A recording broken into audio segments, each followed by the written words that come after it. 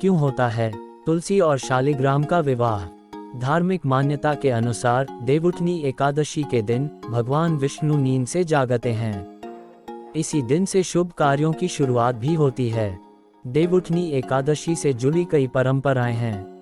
ऐसी ही एक परंपरा है तुलसी और शालिग्राम विवाह की। शालिग्राम को भगवान विष्णु का ही एक स्वरूप माना जाता है। तुलसी शालिग्राम का विवाह क्यों होता है? इसकी शिव पुराण में एक कथा है जो इस प्रकार है। शिव महापुराण के अनुसार पुरातन समय में दैत्यों का राजा दंभ था।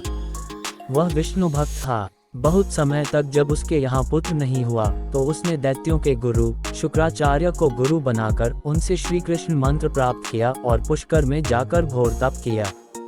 उसकी तपस्या से प्रसन्न होकर भगवान विष्णु ने उसे पुत्र होने का वरदान दिया। भगवान विष्णु के वरदान स्वरूप दंभ के यहाँ पुत्र का जन्म हुआ।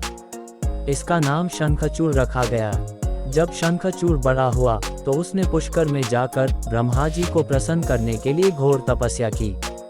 शंखचूड़ की तपस्या से प्रसन्न होकर ब्रह्मा जी प्रकट हुए और वर मांगने के लिए कहा।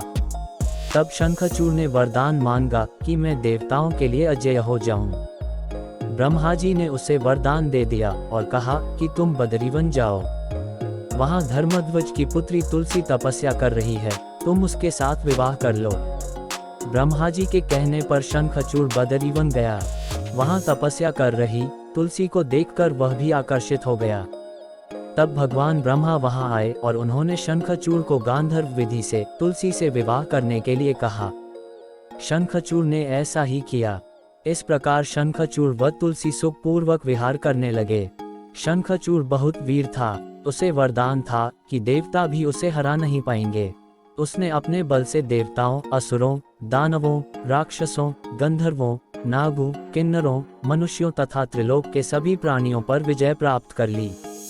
उसके राज्य में सभी सुखी थे।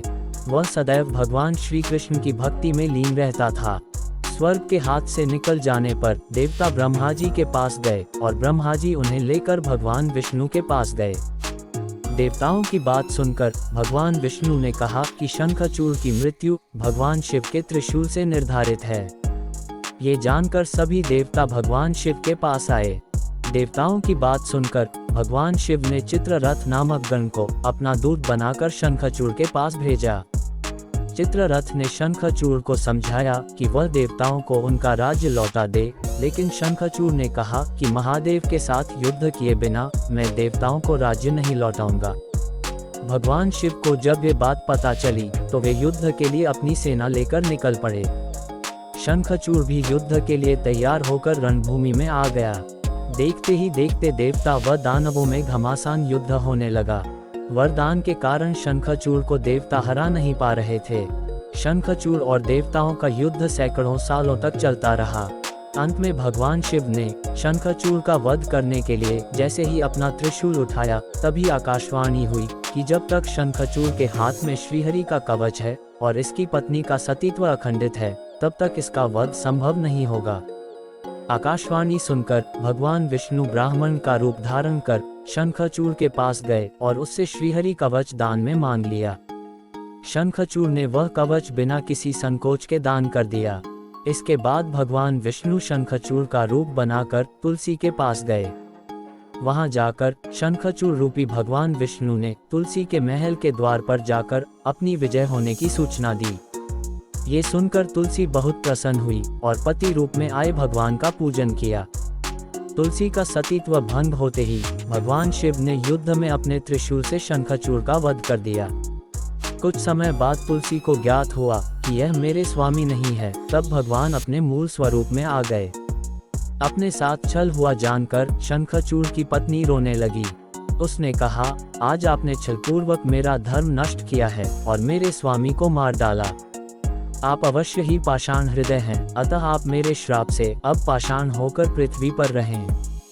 तब भगवान विष्णु ने कहा, देवी तुम मेरे लिए भारतवर्ष में रहकर बहुत दिनों तक तपस्या कर चुकी हो। अब तुम इस शरीर का त्याग करके दिव्य देह धारण कर मेरे साथ आनंद से रहो। तुम्हारा ये शरीर नदी रूप में बदलकर गंडकी नामक नदी के रूप में प्रसिद्ध होगा। तुम पुष्पों में श्रेष्ठ तुलसी का वृक्ष बन जाओगी और सदा मेरे साथ रहोगी। तुम्हारे श्राप को सत्य करने के लिए मैं पाषाण रूपी शालिग्राम बनकर रहूंगा। गंडकी नदी के तट पर मेरा वास होगा।